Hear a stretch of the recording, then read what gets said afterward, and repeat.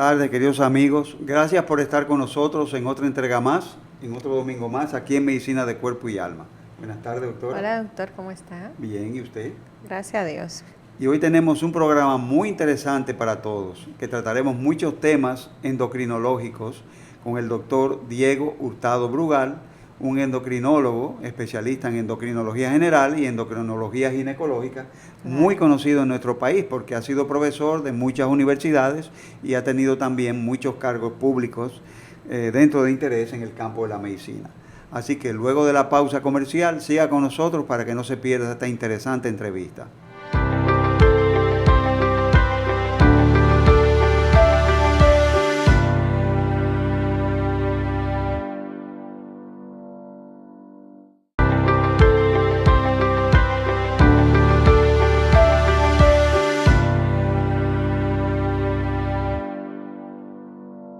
Muy buenas tardes, queridos amigos. Gracias por permitirnos estar con ustedes en otra entrega más de Medicina de Cuerpo y Alma, aquí como todos los domingos en Cinevisión, Canal 19. Y tal como habíamos anunciado en la primera sesión, tenemos un invitado muy especial de nuestro querido amigo y profesor, el doctor Diego Hurtado Brugal, endocrinólogo y endocrinología ginecológica, quien ha desarrollado muchos cargos, es un doctor muy conocido y un gran amigo. Fue subsecretario de Salud Pública, fundador de la Escuela de Endocrinología Ginecológica y, entre otras funciones, profesor en emérito de la UASI, de INTEC, ahí nos conocimos, seguro. Y también director del Seguro Social, uno de los últimos directores, ¿no? Así que hoy tenemos esta visita tan importante. Gracias, doctor, por estar con nosotros. Yo me alegro muchísimo de estar aquí contigo y ver cómo se ha elevado el conocimiento médico en República Dominicana y que ustedes han tenido una contribución muy importante llevándole al pueblo dominicano conocimientos modernos en el campo de la medicina, lo que de una manera u otra, decía yo en el día de ayer, el país nuestro ha tenido grandes avances en el campo de la medicina y podríamos decir cambios trascendentales dentro de la asistencia médica y de la investigación, ya podríamos decir científica, por lo menos desde el punto de vista asistencial. Así que yo lo felicito. Muchísimas gracias. Su programa.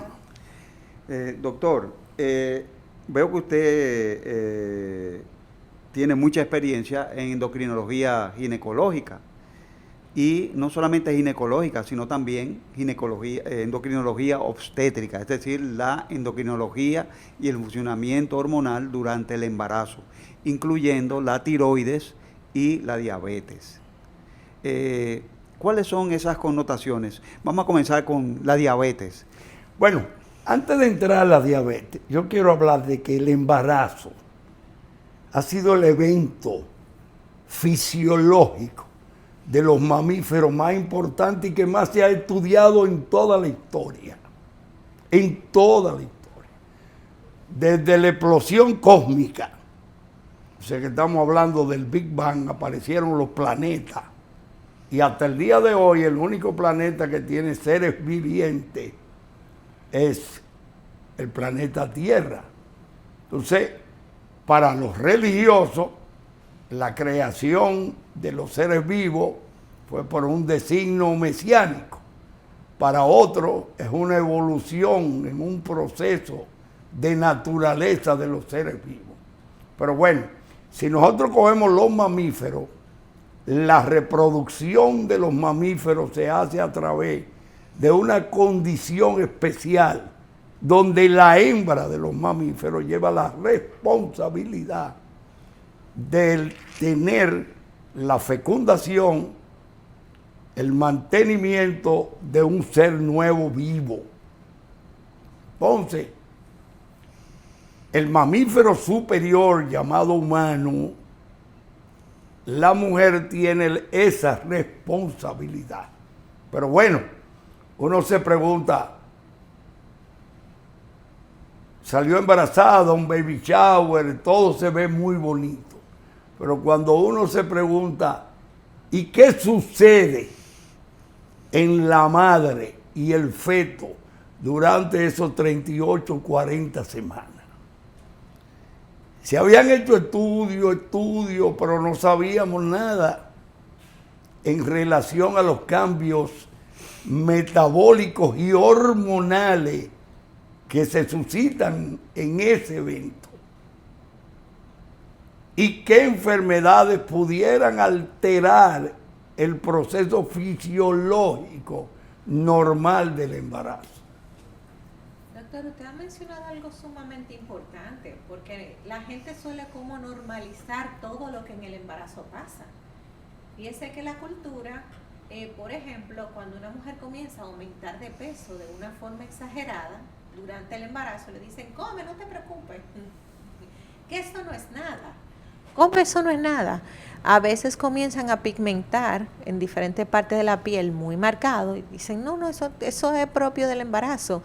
¿Qué condiciones puede traer una embarazada que sea anormal dentro de la gestación y que nosotros tendemos a normalizarlo? Por ejemplo, ese aumento del peso, tal vez haya una fecha en el primer trimestre, en el segundo, pero hay embarazadas que de una vez, desde el primer mes, comienzan a aumentar de forma exagerada del peso y pudiera ser un trastorno de su metabolismo, un trastorno endocrinológico.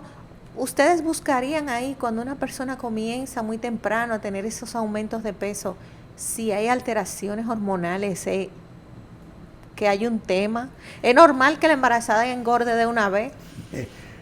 En el 1980, hasta el 1980, estamos hablando de 45 años, se sabía muy poco de los cambios hormonales del embarazo.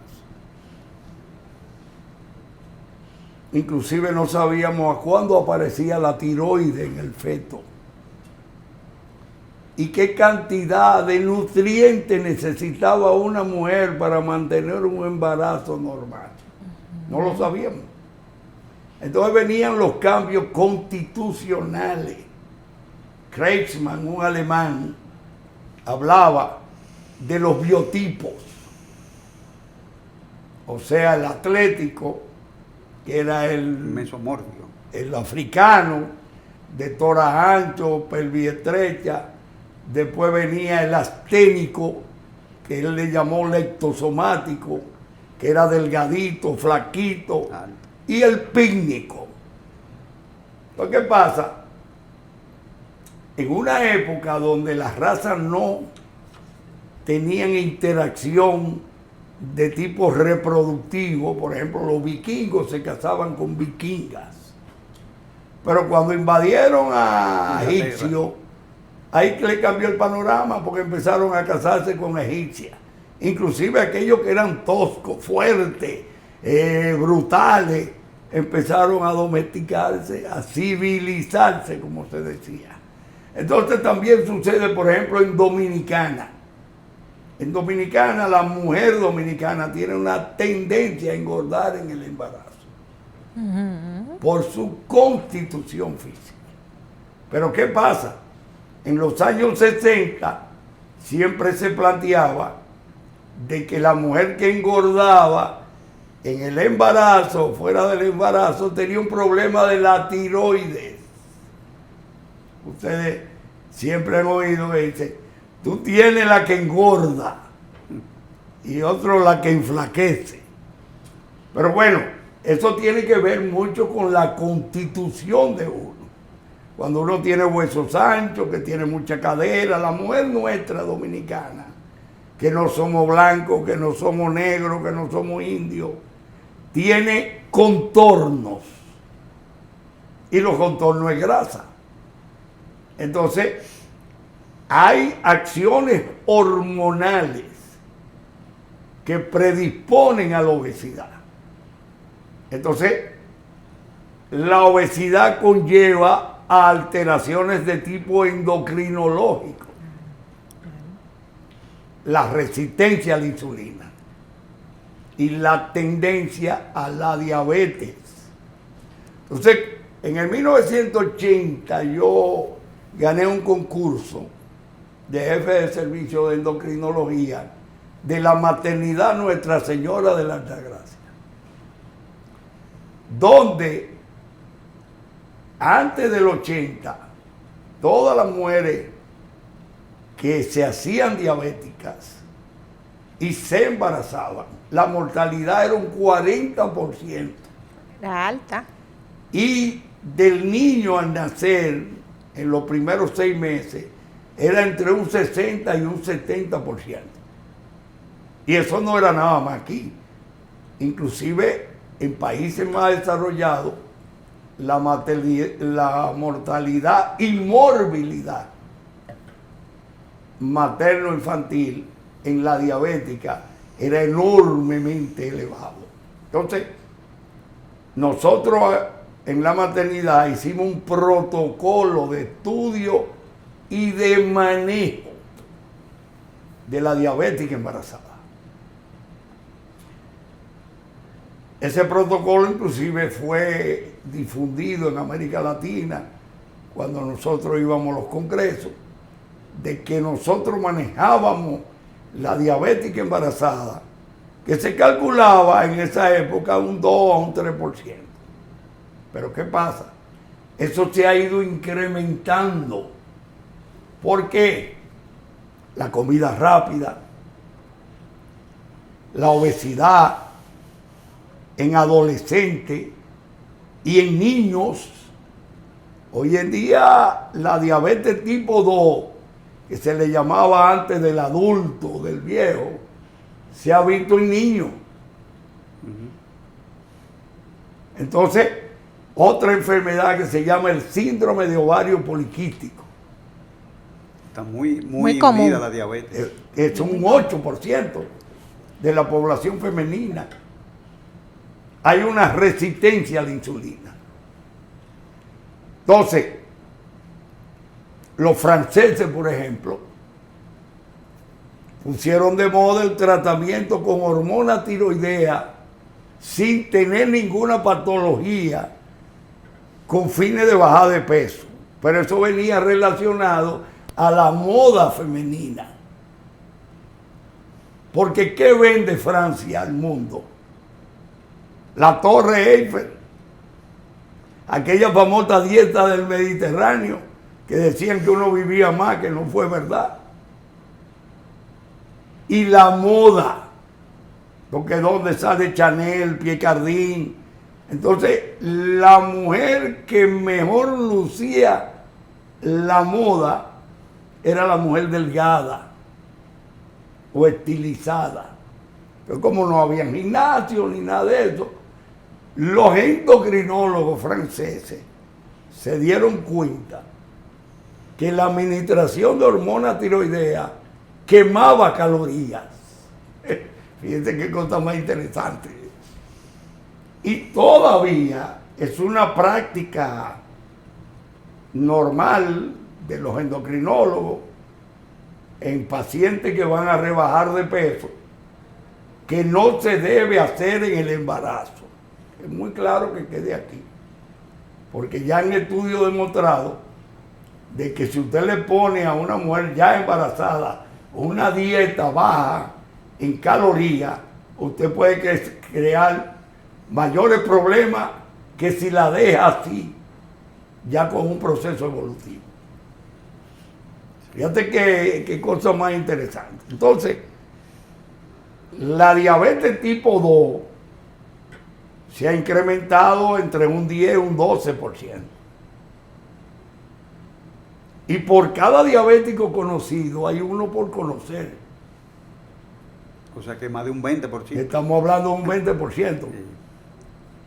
Entonces, hoy en día hay grupos étnicos que tienen mayor tendencia a la diabetes gestacional, que es la diabetes que se presenta durante el embarazo. Pero, ¿por qué se ha incrementado?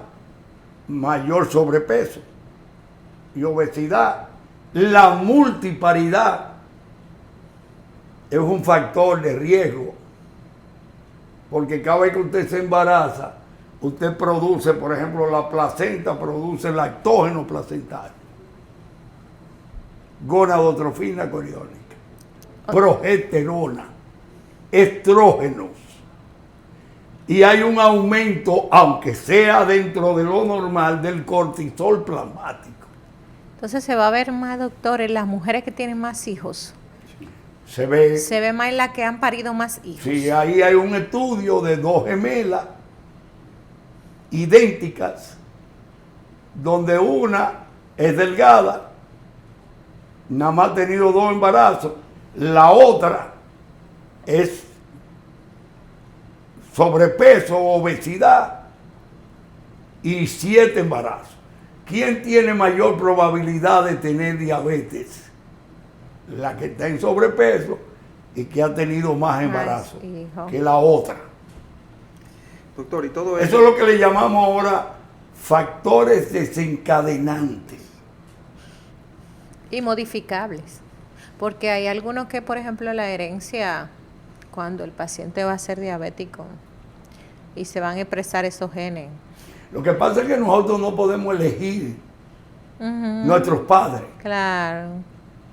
Da como quiera, lo que pasa Entonces, es que... ahora, si tenemos más diabetes, vamos a tener más antecedentes diabéticos. Claro. Entonces, vivir, por ejemplo, en la capital es un factor.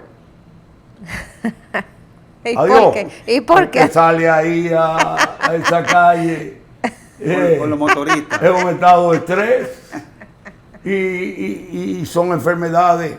La enfermedad de diabetes está ligado a la condición de estrés. Estoy grabando, mamá. Doctor, usted mencionó un término que yo desde los tiempos de estudiante me ha llamado mucho la atención y todavía le confieso que no lo entiendo muy bien. ¿Qué es eso de la resistencia a la insulina? Porque también hay diabéticos que tienen una alta producción de insulina.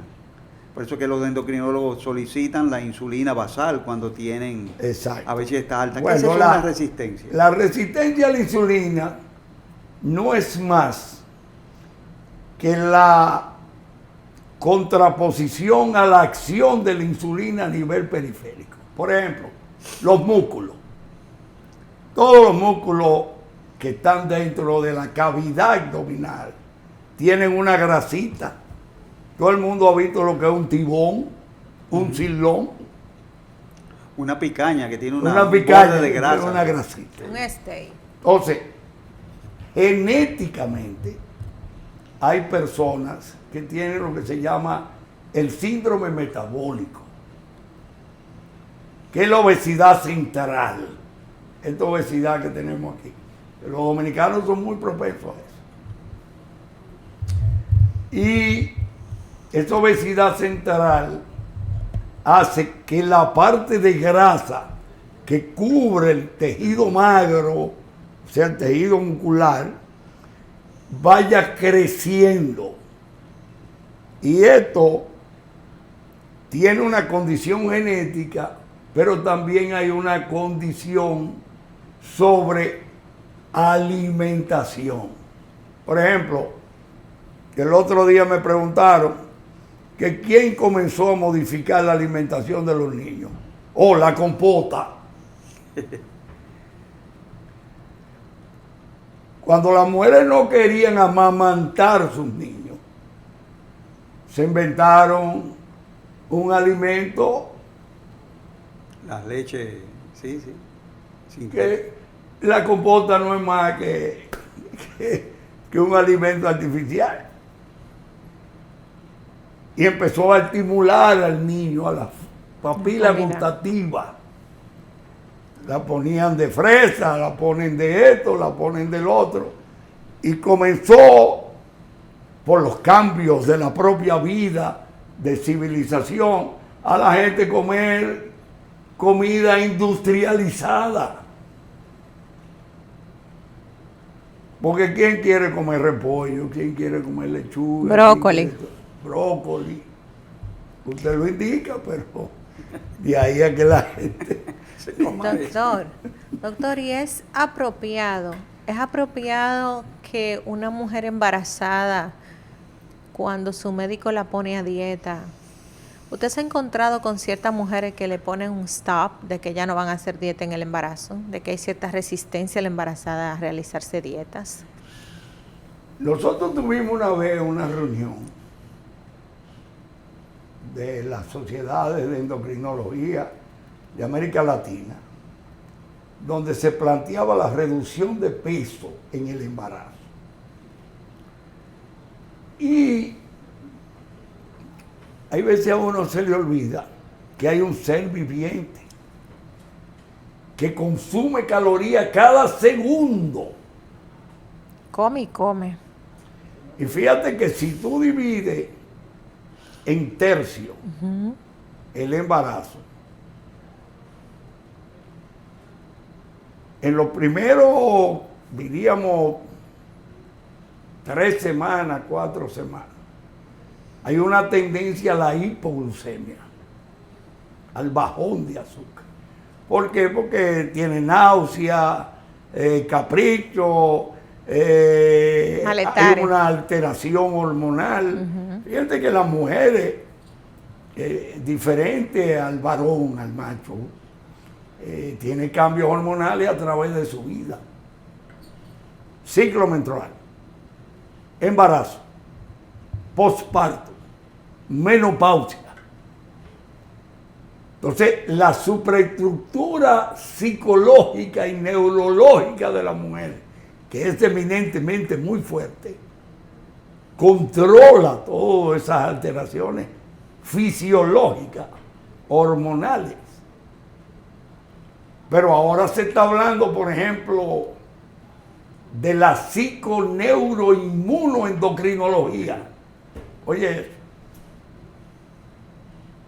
entonces un embarazo, tú tienes que pensar en la parte inmunológica, de la parte endocrinológica, de la parte metabólica, de la parte psicológica. O sea, es un evento tremendo. Nada más una superestructura sí puede controlar y manejar en base a la esperanza de ese niño bello que va a integrar la familia. Entonces la mujer que tiene una preparación psicológica para manejar ese embarazo, que no es fácil. ¿Por qué? Porque cuando el embarazo se controla, por ejemplo, las 15 primeras semanas por el ovario, y es como yo decía en cátedra, Juan Carlos, estamos hablando de una empresa grande con una empresa pequeña, pero que depende de la empresa grande. Pero que después de que el administrador y el director comienza a manejar esa empresa pequeña, empieza esa empresa pequeña a tener un director y un administrador y un gerente de finanzas. Entonces, ¿qué sería la placenta? Fíjate que la mujer es el único ser viviente que tiene una glándula que aparece y desaparece. Porque la placenta es una glándula, pero que no está ahí siempre. Nada más aparece cuando viene el embarazo. Bueno, señores, estamos aquí en Medicina de Cuerpo y Alma. Vamos a una pausa comercial y en breve vamos a retornar con nuestro invitado en la tarde de hoy.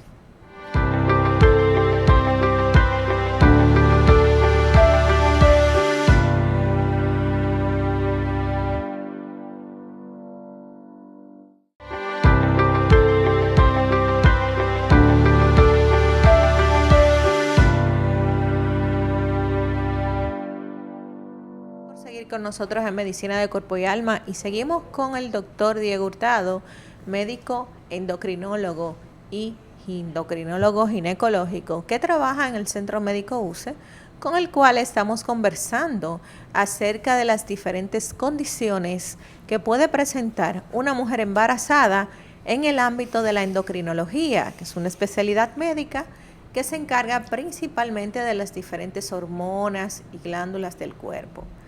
Doctor, yo le tengo un cuestionamiento. Yo he visto pacientes que solamente tienen diabetes cuando están embarazadas o comienza a subir el azúcar, en términos llanos, ¿no? Cuando están embarazadas, pero después que ya se desembarazan, como que todo vuelve a la normalidad y no se quedan. Hay otras que embarazada, le comenzó embarazada y se le queda en la diabetes. Yo quiero que usted me aclare ese panorama. ¿Es que hay una diabetes específica de la embarazada o es que el embarazo es un precipitante para que la mujer se quede diabética? Bien, interesantísima pregunta. Mira, en todos los estudios que se han hecho,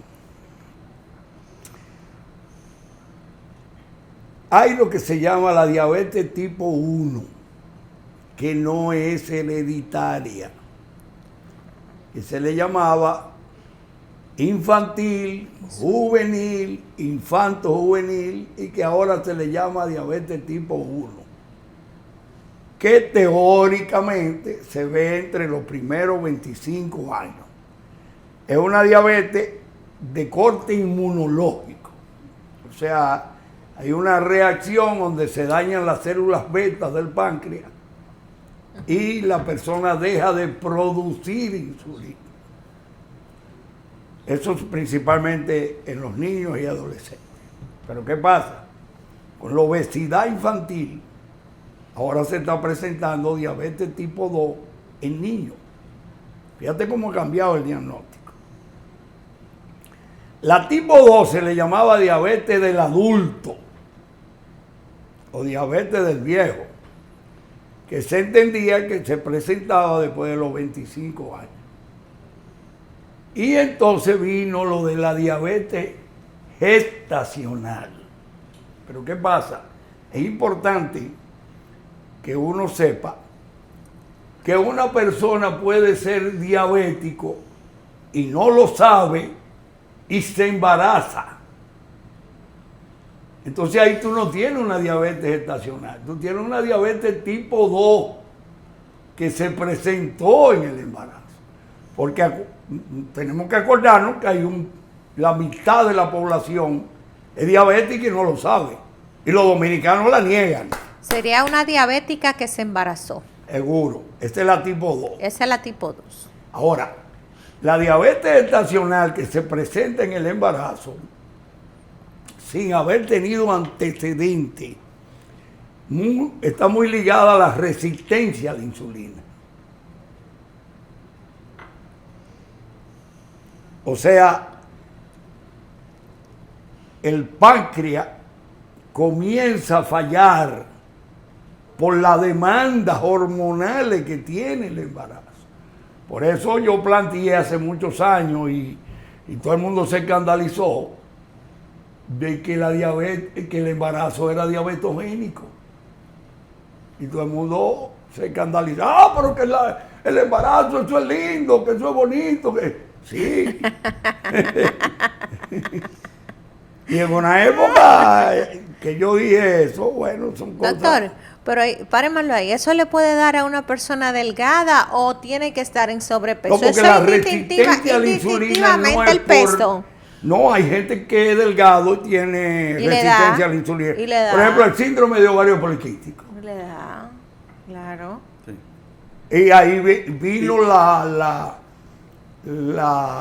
la condición de que los americanos y los europeos no se ponían de acuerdo en el síndrome de ovario poliquístico. Que se trata con metformina. Y fue en el 2004, en Rotterdam, donde se llegó a un acuerdo que había un 30% de mujeres delgadas que tenían el síndrome de ovario poliquístico, sin ovarios grandes y sin quiste. Y tenían el síndrome. Cumplían. Uh-huh. Y duraron, desde el 1935, cuando se hizo el diagnóstico, duraron años.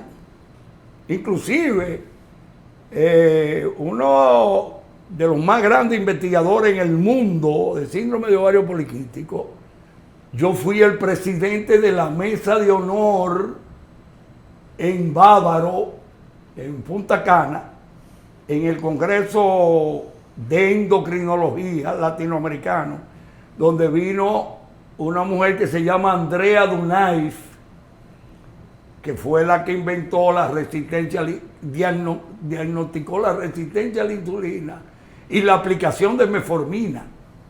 Y yo era el presidente de la mesa de honor.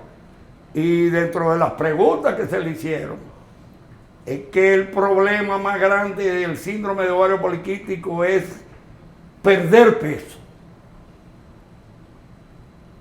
¿Por qué es tan difícil eso? Primero porque constitucionalmente son mujeres con huesos anchos, tendencia. Y esa resistencia a la insulina, que antes nosotros no teníamos un instrumento para combatir eso.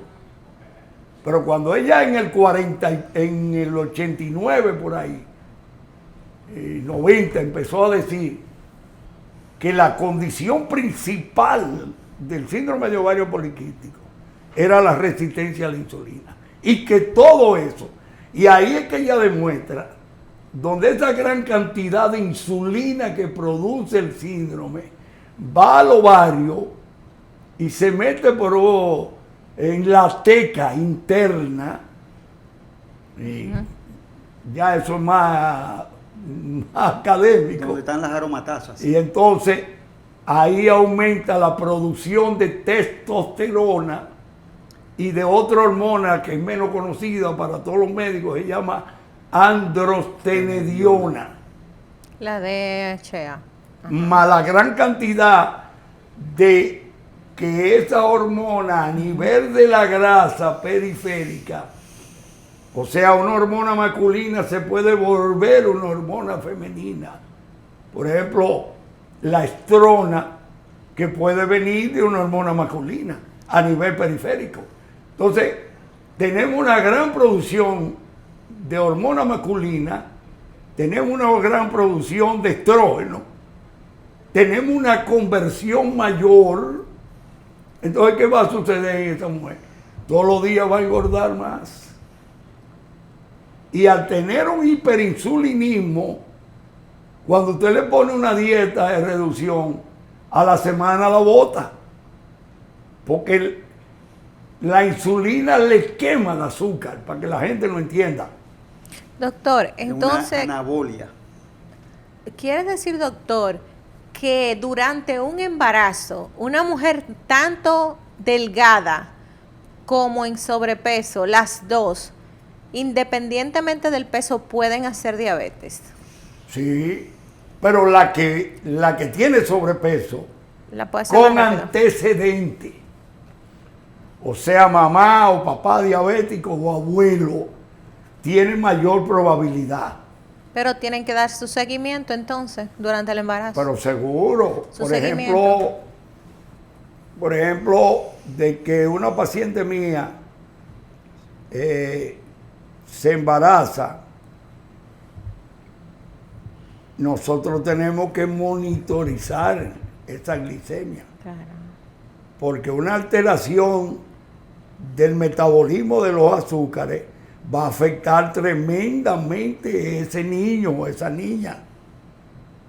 Va a ser una macrosomia, va a haber más problemas en el parto.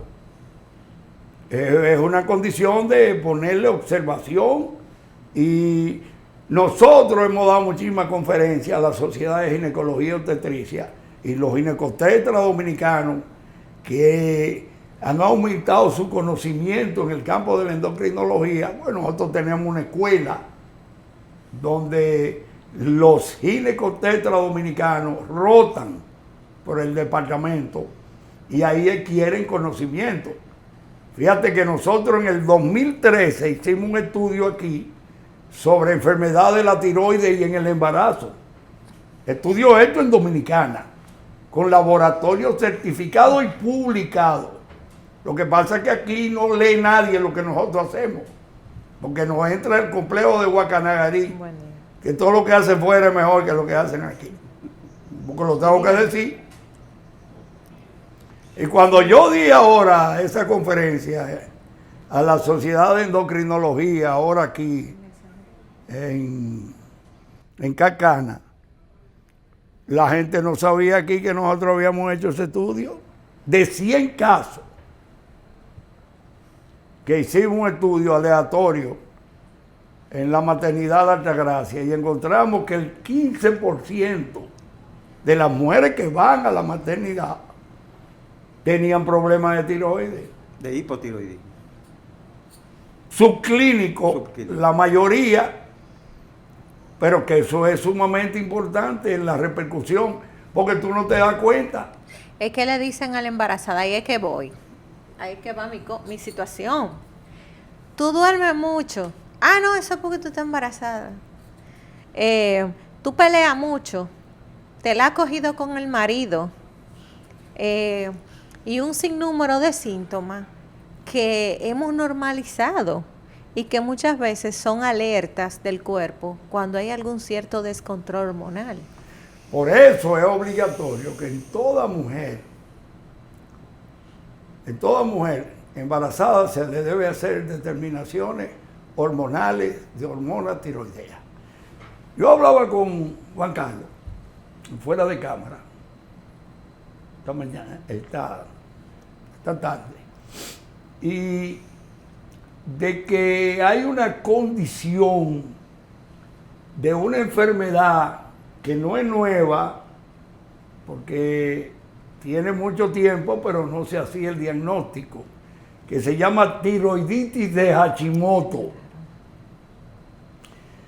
que el nombre por quien descubrió esa enfermedad, que fue en Japón, en los años 50, en los años 70, donde hubo una pandemia de bocio, de aumento del tamaño de la glándula tiroides, se llama bocio, y presencia de nódulos, y que al final esa alteración hormonal puede presentarse con una hiperfunción, normofunción, y al final es una hipofunción, o sea, un hipotiroidismo, al final. Entonces, si esta mujer embarazada le tocó una tiroiditis de Hashimoto y que tiene un hipotiroidismo y que no se ha dado cuenta de que tiene bocio, que tiene nódulo, y se embaraza, el aporte de yodo a ese niño, porque tú que eres urólogo, hoy se mide la cantidad de yodo que se pierde por el riñón. Y en el embarazo, por ejemplo, si usted come 150 microgramos de yodo diario, que nosotros fue que obligamos aquí a que toda la sal se le pusiera en 1982-83, a toda la sal, aquella sal de grano que venía de la montaña, que no tiene yodo, nosotros obligamos a que toda la sal dominicana tuviera yodo. Y por eso disminuimos los problemas de hipotiroidismo por carencia de yodo. Pero en la tiroiditis de Hashimoto, que es un problema de anticuerpos, por ejemplo, de 10 casos de tiroiditis de Hashimoto, 8 son mujeres. O sea, las enfermedades de la tiroides son mayormente en mujeres que en hombres. Entonces, ¿qué pasa? Los anticuerpos, como es un problema que puede modificar el código genético, se estaba asociando al síndrome de Down y al autismo. No demostrado, que quede claro, no se ha demostrado, pero se sospecha. Entonces, ¿qué planteé yo aquí? En Dominicana, pues tengo que decir lo que fui yo. Yo hice secuela y empecé a estudiar el embarazo. Yo tengo 45 años estudiando el embarazo, desde el punto de vista hormonal.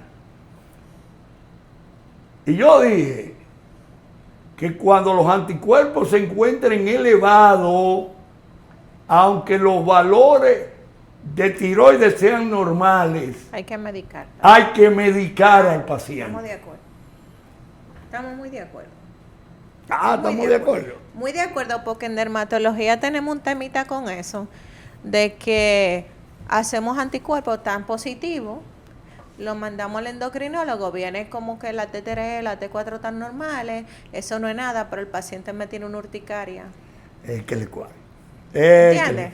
Entonces el paciente no me responde antialérgico, ni a esteroide, ni a nada. Pero lo único que yo encontré en el experticio médico con una IgE normal es que yo tengo positivo un anti-TPO. ¿Verdad? Entonces o tiroglobulina. o antitiroglobulina, entonces yo comienzo a mandarle nota al endocrinólogo. Doctora, pues usted está muy dura. Para que tú veas, porque aquí hacemos clínica. Yo tengo que mandar al endocrinólogo un SWAP porque ya el alergista no puede. Porque mucha gente dejaba al paciente en observación. No, del alergista viene para atrás. Que el alergista le hizo de todo y vuelve al dermatólogo. Doctora, usted me mandó al alergista, pero nada. Cuando yo mando un panel que incluyo tiroides y me doy cuenta que anticuerpo positivo, son ellos los encargados de que se te esté cayendo el pelo, de que tú no te quieres levantar y de que tú tienes ronchas que te están afectando tu estilo de vida. Entonces yo tengo que mandarle una nota al endocrinólogo que por favor evalúe, porque las ronchas no se le quitan con nada y son un hipotiroidismo subclínico, pero que muchos al ver que todo está bien con respecto a las hormonas tienen cierta vamos a decir, limitaciones que ellos consideran para poner tratamiento, pero los afectados somos nosotros, no que darle. Entonces esa parte ahí me gustó que usted la aclare, porque eso es un problemita común que tenemos en área de dermatología clínica cuando tenemos manifestaciones tiroideas en piel. Exactamente. Ahí estamos. Que el tiroides tiene una participación importantísima en la piel. Claro, uñas quebradizas. Y uno lo nota, Claro. inclusive en pacientes que no tienen ninguna alteración hormonal tiroidea, pero que tienen nódulos, que tienen bocio. Cuando uno da el tratamiento, se modifica la piel. Mejoran. Pero nuestros libros lo dicen. O sea, los libros de dermatología, por ejemplo, dicen. Por ejemplo, en acantosis nigricans, usted maneja eso. El cuello, Claro. Sí. Resistencia a insulina. Yo he tenido mucho éxito con el acetato de ciproterona, que lo usan ustedes los urólogos para la hipertrofia prostática. Para el cáncer de próstata. Y el cáncer de próstata. Entonces eso nosotros lo hemos incorporado a la terapéutica para disminuir la salida de vello El androgenismo. y el acné. El acetato de ciproterona puro combinado con el acetato de ciproterona con estrógeno. Eso era. Utilizando solamente, que no lo tienen los americanos. Y se usaba también para la endometriosis. Antiandrógenos. Y entonces muchas veces yo tenía problemas porque cuando a un síndrome de ovario poliquístico yo le indicaba esa combinación, en la farmacia me la devolvían porque eso se daba para hombres. No, pero mire, ese nombre comercial, eso nomás se da en hombres. ¿Cómo que usted viene con esta? Y yo tenía que llamar a la farmacia. Y eso yo uso. Y yo he tumbado vello.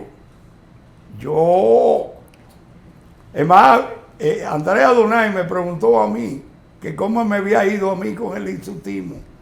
Digo, bueno, me ha ido tan bien que he cambiado la jipeta como 2 veces. Doctor, otro tema interesante, de otra cosa, que eso ya para otro programa. Espero que usted acepte otra invitación para hablar, porque la menopausia femenina o el climaterio femenino se entiende muy bien, pero el climaterio masculino no se comprende muy bien. Y donde hay un aumento de estrógenos, por el aumento de las aromatasas, el hombre convierte la testosterona en estrógenos. ¿Qué sabe usted del uso de anastrozol para el climaterio masculino y para la infertilidad masculina? Bueno, yo no tengo experiencia en eso, pero sí tengo una gran experiencia en un medicamento que se hizo en Holanda, que se llama Tibolona. Es un medicamento sintético que se ingiere diariamente y que tiene 2.5 miligramos. No se da menos ni se da más, pero se da diario. Pero un inhibidor de la aromatasa. Sí. Entonces la tibolona tiene la característica que, siendo una molécula sintética, cuando se desintegra en el estómago, se metaboliza, se convierte los metabolitos en estrógeno, progesterona y testosterona. Cuando yo fui a Suiza, que era funcionario, que hicimos la promesa, yo fui a Suiza a los laboratorios y allá había un centro de investigación de trastornos hormonales de la mujer, menopausia y osteoporosis. Entonces, ese medicamento se usa mucho en Europa y muy poco en América. En Estados Unidos no está aprobado por la FDA, pero aquí tiene una virtud ese medicamento, que es un antirresortivo, o sea que protege los huesos, que mejora la mucosa vaginal y que tiene algo muy estimulante. Casi no toca la mama. Entonces es un medicamento que se puede utilizar en mujeres muy mayores, porque la menopausia aparece entre 45 y 55 años. Pero si usted le hacen una histerectomía a los 65 años, usted va a tener manifestaciones otra vez. ¿Y cuál sería ideal dar? Bueno, los estrógenos se satanizaron en los 70 y 80. Ya hoy no son los mismos. Pero yo ese tipo de paciente utilizo mucho tibolona. Y me ha dado unos resultados extraordinarios. Además, que recupera el deseo sexual. Y ustedes saben que ahora están poniendo microchips con testosterona. Un pellet. Subdérmico. Pellet. A las mujeres. Sí, un pellet, claro. En Cuando tienen eso de la libido bajo. Nosotros lo estamos haciendo, el doctor Rudy Guerrero y yo. Claro, le ponen un pellet de Y testosterona. Hay un medicamento también, un familiar de los SSRI antidepresivos, que se llama Milnacipran, no está en el mercado dominicano, que despierta el deseo sexual en mujeres principalmente y en hombres también. Milnacipran. Bueno, en lo de la andropausia, no se ha demostrado hormonalmente. Porque tú puedes tener valores bajos de testosterona y no tener síntomas. Y no tener problemas disfuncional desde el punto de vista sexual. Pero hay una caricatura que es simpática de que un andropáusico es un hombre entre 65 y 75 años que anda con pantalones jeans, sin media, zapatos de gamuza, un Rolex y un carro deportivo. Convertible. Ese sería un andropáusico. Un andropausia. Un viejevo. Es un viejo. Bueno, doctor, espero que hagamos... ¿Por qué no preparamos un programa sobre la menopausia y la andropausia? Sí, lo Sería vamos muy a hacer. interesante, porque esos son temas que nunca se tratan. La Y crisis son de bien los comunes. 40 y la crisis de los 60. Todos vamos en a el pasar hombre. por ahí. Y yo soy, ya vemos dos endocrinólogos aquí que tenemos nos dieron como experto latinoamericano en climaterio y menopausia, la FLACIN, que es el doctor Pachico Guzmán y yo. Bueno, doctor, muchas gracias por su asistencia aquí en nuestro programa. Y oyéndolo hablar, me remonté a sus clases allá en la universidad. INTEC. Sí, señor. Así que lo sigo viendo igual como el mismo profesor brillante de siempre. Ay, gracias. Muchas gracias, doctor. Muy amable, señores, por su Y a- invitación. Gracias. Y gracias a ustedes también, queridos amigos, por estar con nosotros otro domingo más, aquí en Cinevisión, Canal 19, de 2 a 3, en Medicina de Cuerpo y Alma. Hasta el próximo domingo.